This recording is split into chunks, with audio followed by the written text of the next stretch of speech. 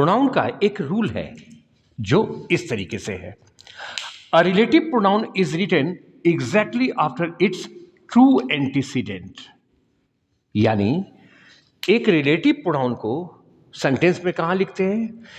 उसके true antecedent के ठीक बाद लिखते हैं। ये रिलेटिव प्रोनाउन क्या होता है? जैसे हम लोग पढ़े थे, हु, विच, दैट, ये सब क्या है? रिलेटिव प्रोनाउन है और भी है। तो जब हु WH वर्ड भी है, विच WH वर्ड भी है, जब हु की मदद से प्रश्न पूछा जाए तो इसको WH वर्ड कहेंगे। जैसे हु आर यू, तुम कौन हो, तो ये WH वर्ड है। विच इज योर पेन, कौन कलम तुम्हारी है, तो अभी हम विच की मदद से क्या कर रहे हैं? क्वेश्चन पूछ रहे हैं, तो इसको हम WH वर्ड करेंगे, WH वर्ड कहेंगे। लेकिन इसको हु, विच को या और भी कुछ शब्द हैं, उसको अगर हम किसी नाउन या प्रोनाउन के ठीक बाद सेंटेंस में लिखते हैं तब वो क्या मतलब देता है? जो का। और उसी को कहते हैं हम लोग रिलेटिव प्रोनाउन। हालांकि ये सारा चीज तो हम लोग पढ़ चुके हैं। इस रूल पर ध्यान देना है कि एक रिलेटिव प्रोनाउन जो का मतलब देता है सेंटेंस में, एक रिलेटिव प्रोनाउन को सेंटेंस में उस शब्द के ठीक बाद लिखते हैं जिसके लिए वास्तव में उसका प्रयोग हो। ठीक? ट्रू एंटीसीडेंट का मतलब वो शब्द जिसके लिए एक रिलेटिव प्रोनाउन को यूज किया जा रहा है, हु है, विच है, या और भी जो भी है, जो भी रिलेटिव प्रोनाउन है, उसको ट्रू एंटीसीडेंट के ठीक बाद लिखते हैं। अब जरा इस सेंटेंस को देखो, इसको देखो। कहता है, इसको देखो, I have sent all the furniture to Patna that I purchased in Delhi. क्या कहना चाह रहा है? उसको देखो और देखो कि यह सेंटेंस सही है या गलत। देखिए, तो देखो ये कहना क्या चाह रहा है? I have sent all the furniture to Patna, मैंने सारे फर्नीचर को पटना भेज दिया है। That I purchased in Delhi, जो मैं दिल्ली में खरीदा था, जो भी है। तो मैंने फर्नीचर को पटना भेज दिया जो मैं खरीदा था दिल्ली में। ये दैट क्या है? जो का मीनिंग दे रहा है, यही है आपका रिलेटिव प्रोनाउन। यस, यही है रिलेटिव प्रोनाउन दैट। अब सोचो, इस सेंटेंस में दैट का यूज जो मतलब दे रहा है, दैट यहां क्या मतलब दे रहा है? जो का मीनिंग दे रहा है। तो ये जो रिलेटिव प्रोनाउन दैट है, वो किस शब्द के लिए वास्तव में प्रयोग हो रहा है? तुम गौर से देखोगे तो देखोगे कि ये दैट का प्रयोग इस फर्नीचर के लिए किया जा रहा है। देखो, मैंने सारे फर्नीचर को पटना भेज दिया है जो मैं दिल्ली में खरीदा था।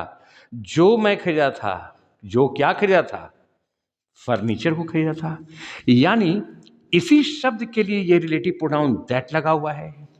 और रूल क्या कहता है कि रिलेटिव प्रोनाउन को कहां लिखते हैं? उस शब्द के ठीक बाद जिसके लिए वास्तव में इसका प्रयोग किया जा रहा है सेंटेंस में। तो जब ये फर्नीचर के लिए ये रिलेटिव प्रोनाउन दैट का यूज हो रहा है, तो ये दैट कहां लिखा जाना चाहिए? इस शब्द यानी फर्नीचर के ठीक बाद लिखा जाना चाहिए।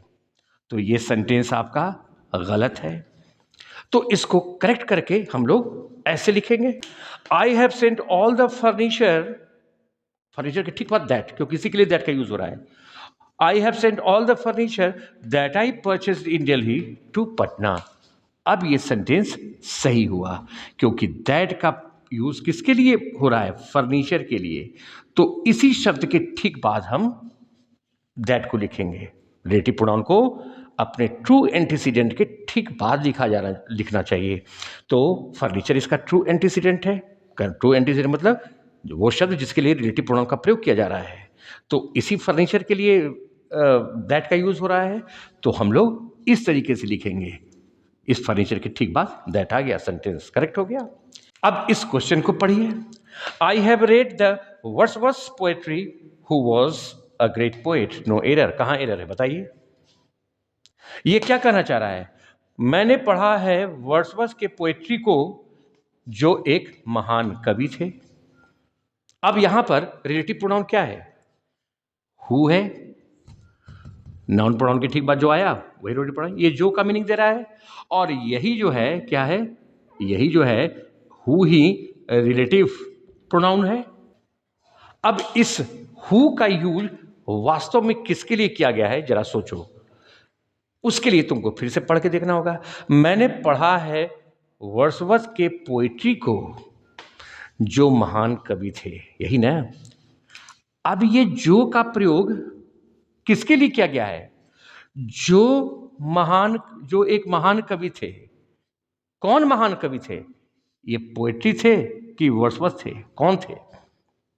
ऑब्वियसली वर्ड्सवर्थ पोएट थे।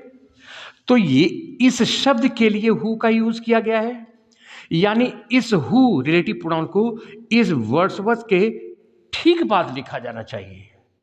तो अभी सेंटेंस तो गलत है, तो एरर कहां करोगे? इस सेकेंड पार्ट में एरर करोगे। और इसको करेक्ट कैसे करेंगे? ऐसे सेंटेंस को करेक्ट करके ऐसे लिखना होगा, आई have read the poetry of Wordsworth who was a great poet. अब क्या हुआ? पोएट्री ऑफ वर्ड्सवर्थ या वर्ड्सवर्थ पोएट्री, दोनों का मीनिंग तो एक ही है, मैसेज तो सेम दे रहा है। पोएट्री ऑफ वर्ड्सवर्थ लिखने से क्या हुआ? ये हु जो है जिसके लिए प्रयोग हो रहा है, उस शब्द के ठीक बाद आ गया। अब सेंटेंस करेक्ट हो गया। सो ध्यान देना है।